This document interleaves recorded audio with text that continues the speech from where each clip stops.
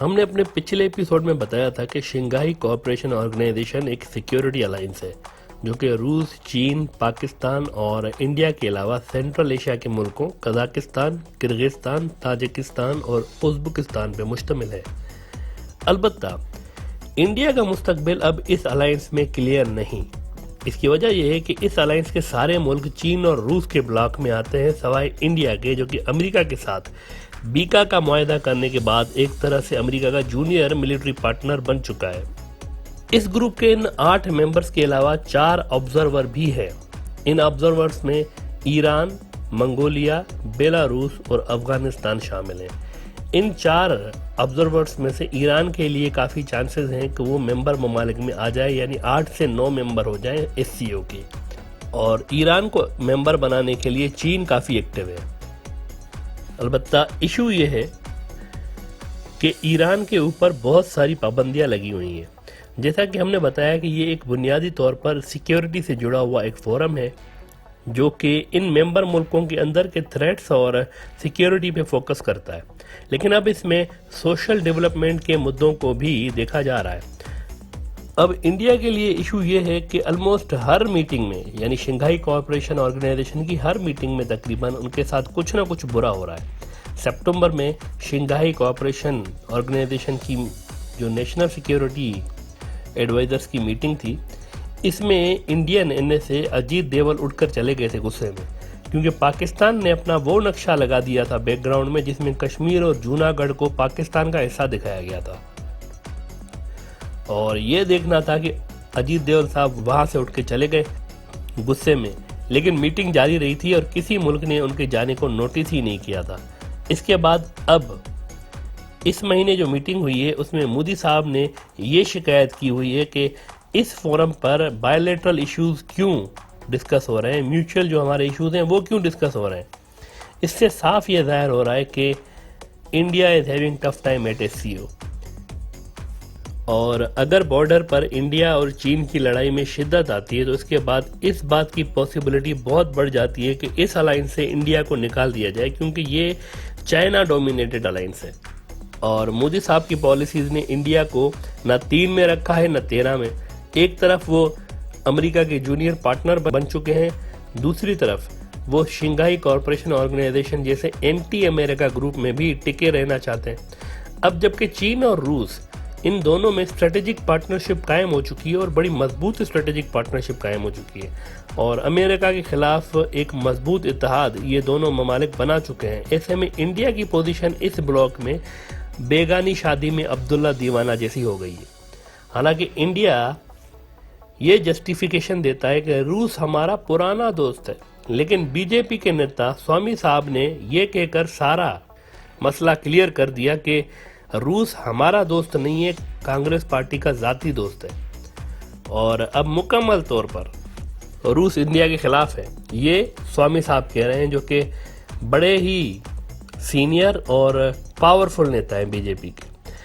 स्वामी साहब ये भूल गए कि अमेरिका के साथ 4 फंडामेंटल मिलिट्री एग्रीमेंट्स, यानी general security of military information agreement, दूसरा इन्होंने किया लॉजिस्टिक सपोर्ट एग्रीमेंट, तीसरा इन्होंने किया communication and information security memorandum of agreement, और चौथा और सबसे अहम इन्होंने किया basic exchange and cooperation agreement. इन 4 में से जो 3 मुआहदे थे ये बीजेपी सरकार ने ही किए हुए हैं अमेरिका के साथ, और तीनों बैक टू बैक किए हुए हैं। इनके बीच में कोई ज्यादा गैप नहीं है, कई कई साल का। ऐसे में रूस का इंडिया को बाय बाय कहना फितरी बात है। रूस भला अमेरिका के जूनियर मिलिट्री पार्टनर के साथ अपने स्ट्रेटेजिक पार्टनरशिप कैसे कायम रख सकता है? ये तो एक बुनियादी कॉन्फ्लिक्ट ऑफ इंटरेस्ट है। लिहाजा ये बात स्वामी साहब और बीजेपी के समर्थक समझने से कासिर हैं और अब तक वो इस खाम ख्याली में है कि रूस के साथ अभी तक उनके पुराने वाले रिलेशन चलते हुए आ रहे हैं, जबकि ऐसा हरगिज नहीं है। इंडिया ऑलरेडी रूस को लूज कर चुका है। अब ऐसे में जब बांग्लादेश की चीन के साथ भी स्ट्रेटेजिक पार्टनरशिप बन चुकी है और बांग्लादेश के जो रिलेशंस हैं इन सारे मुल्कों के साथ बेहतर हो रहे हैं जो कि रूस और चीन के ब्लॉक में है। आप तुर्की देख लें, ईरान देख लें, रूस देख लें, ये सारे वो मुल्क हैं जिनके साथ बांग्लादेश अपने रिलेशंस बेहतर बनाने की कोशिशों में लगा हुआ है।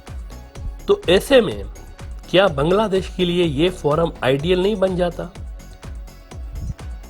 कि उसके सारे जो हम ख्याल मुल्क हैं, एक जैसे जो मुल्क हैं, यानी कि जो बांग्लादेश की तरह जिनकी पॉलिसी है, तो जिस फोरम में वो सब मुल्क हैं वहाँ बांग्लादेश को भी होना चाहिए। इससे सिक्योरिटी का तावन तो बढ़ेगा ही बढ़ेगा उन मुल्कों के साथ, और उसके साथ ही सेंट्रल एशिया के मुल्कों के साथ भी बांग्लादेश के टाइज मजबूत हो सकते हैं, जहां बांग्लादेश अपनी नई गुड्स और सर्विसेज की मार्केट्स एक्सप्लोर करना चाह रहा है। कुछ दिन पहले बांग्लादेश ने इस सिलसिले में आगाज़ भी कर दिया है और अपने 800 से ज़्यादा वर्कर्स उज़्बेकिस्तान भेज दिए हैं।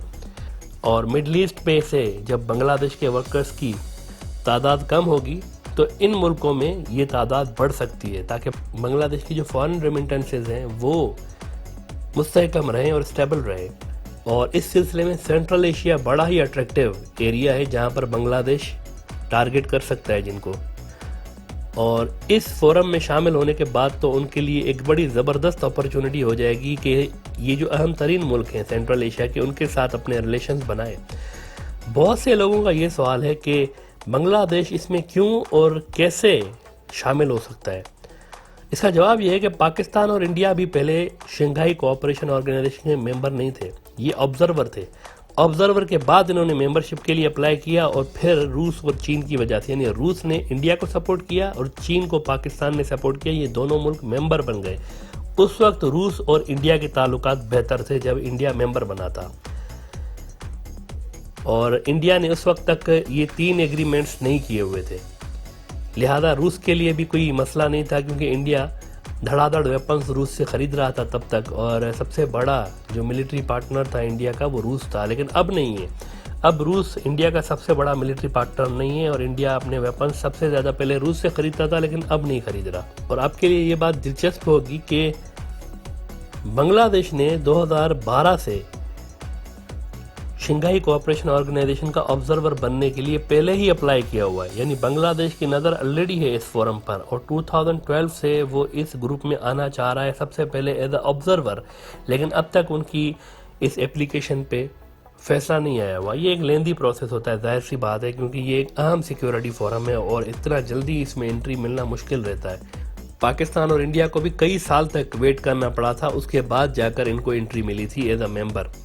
लिहाजा बांग्लादेश के लिए भी अब पॉसिबिलिटी है कि नियर फ्यूचर में वो इसका ऑब्जर्वर बन जाए। पहले बांग्लादेश के अलावा सऊदी अरब, इसराइल, कतर, बहरीन, आज़रबाईजान और मिस्र ने भी इस ग्रुप में शामिल होने के लिए अप्लाई किया हुआ है। इससे आप इस ग्रुप की अहमियत का अंदाज़ा लगा सकते हैं कि ये सारे मुल्क इसमें इन्वॉल्व होना चाहते हैं।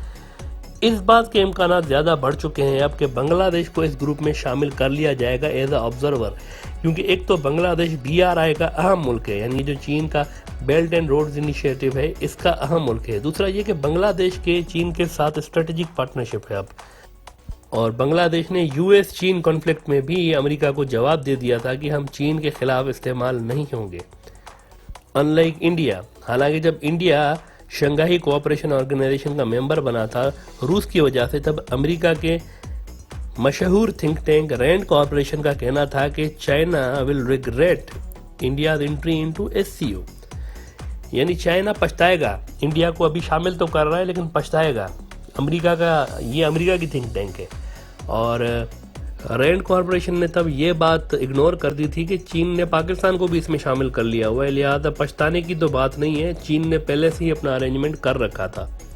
जियोपॉलिटिकल पॉइंट ऑफ व्यू से अगर आप देखें तो शंघाई कोऑपरेशन ऑर्गेनाइजेशन को नेटो का काउंटर वेट भी माना जाता रहा है, और ये दुनिया की सबसे बड़ी ऑर्गेनाइजेशन है ज़मीनी और आबादी के एतबार से, यानी इसमें जो मुल्क हैं उनका रकबा बहुत बड़ा है और उनकी आबादी भी बहुत बड़ी है। तो इस हिसाब से ये बहुत इंपॉर्टेंट है, क्योंकि इसका इन्फ्लुएंस ज़्यादा इलाके पे है और दुनिया के ज़्यादा लोगों पे है। इसके जो मेंबर ममालिक हैं आपस में ये कोऑर्डिनेशंस करते रहते हैं और सिक्योरिटी के मामले में, और फ्रीक्वेंटली इन मुल्कों के बीच मिलिट्री एक्सरसाइजेज भी होती रहती हैं।